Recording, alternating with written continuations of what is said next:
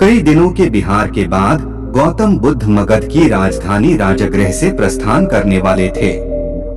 लोगों को जब यह पता चला तो वे उनके लिए भेद आदि लेकर उनके दर्शनों के लिए आने लगे। अपने शिष्यों के साथ बैठे हुए बुद्ध लोगों की भीड़ स्वीकार कर रहे थे। सम्राट बिंदुसार ने उन्हें भूमि, खाद्य, वस्त्र, वाहन आदि प्रदान किए। नगर सेठ ने भी धन, धान्य और स्वर्ण आभूषण उनके चरणों में अर्पित कर दिए। सभी के दान को डोट स्वीकार करने के लिए बुद्ध अपना दायां हाथ उठाकर स्वीकृति इंगित कर देते थे। भीड़ में एक वृद्धा भी थी। बुद्ध से बोली, भगवान, मैं बहुत निधन हूँ, मेरे पास आपको देने के लिए कुछ भी नहीं है। आज मुझे पेड़ से एक आम गिरा हुआ मिल गया, मैं उसे खा ही रही थी कि तभी मैंने आपकी प्रस्थान करने का समाचार सुना। उस समय तक मैं आधा आम खा चुकी थी।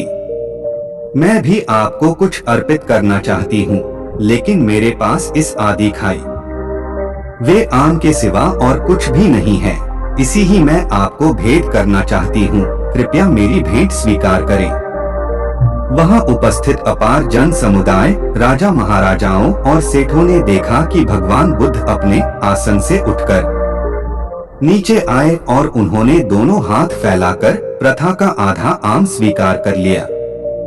सम्राट बिंदुसार ने चकित होकर बुद्ध से पूछा, भगवान, एक से बढ़कर एक अनुपम और बहुमूल्य उपहार तो आपने केवल हाथ हिलाकर ही स्वीकार कर लिए, लेकिन इस बुढ़िया के जूते आम को लेने के लिए आप आसन से नीचे उतर कर आ गई, इसमें ऐसी कौन सी विशेषता है?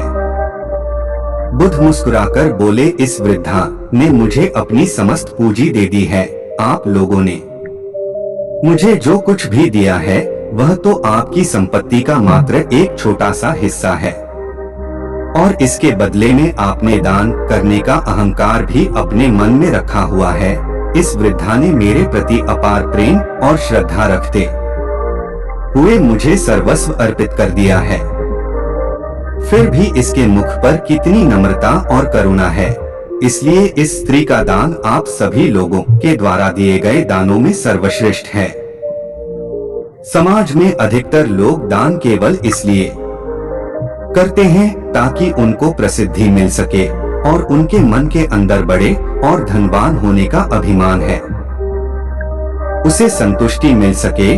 जबकि सच्चे अर्थों में दान वह कहलाता है जो अभिमान रहित होकर दूसरों की भलाई हेतु दिया गया हो। जब इंसान के पास किसी एक चीज की कमी हो, लेकिन जरूरत पड़ने पर अगर वह इंसान अपनी उस वस्तु का भी एक हिस्सा दूसरों की मदद व परोपकार के लिए दान कर दे, तब उस दान का मूल्य कई गुना बढ़ जाता है, क्योंकि अतिरिक्त पड़ी वस्तुओं का बंटवारा दान नहीं कहलाता, जबकि वह वस्तुएं जिनकी आपको भी जरूरत है और वे आपके पास सीमित मात्रा में हैं, लेकिन तब भी आप उन्हें दूसरों की मदद के लिए प्रस्तुत कर देते हैं।